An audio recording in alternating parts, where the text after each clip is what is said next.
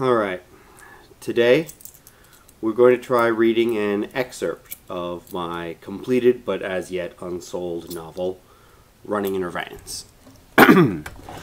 In this scene, the main character, Jordan, a teenage girl who's being chased by demonic forces, is being lectured and taught magic by Casimir, who is technically one of those forces. He's trying to teach her to defend herself using her particular brand of magic, which requires both blood and high emotion. 2 days ago, she would have been swearing and running for a bandage at a cut like this. But even the broken bottle had hurt more and cut deeper. She looked back up at Casimir. Now what? He stepped forward until only inches separated them, and reached out to her, plucking the dagger neatly from her hand and tucking it through his belt. She started to step away, but he shook his head minutely, and she gritted her teeth and stood still. His hands sought hers again, circling her wrists almost delicately, and drawing them up, resting her right hand on his shoulder and placing the left over the center of his chest, palm flat against it, and held them there. Are you asking me to dance? She could feel his heartbeat against her hand, quickening slightly, and she glared up at him. Now, he said, ignoring the question. Will me to get away. Don't picture it. Don't imagine me stumbling back. Just want it. Make it happen because it must.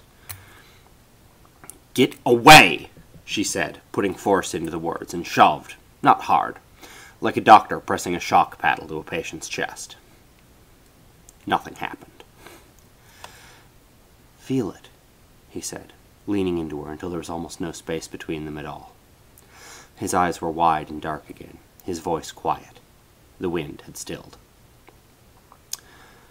I tried to kill you, he said. I cut you. I hurt you.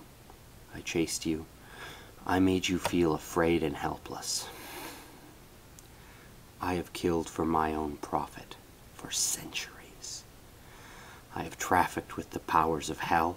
I have watched cities burn and laughed. I'm standing very close to you now.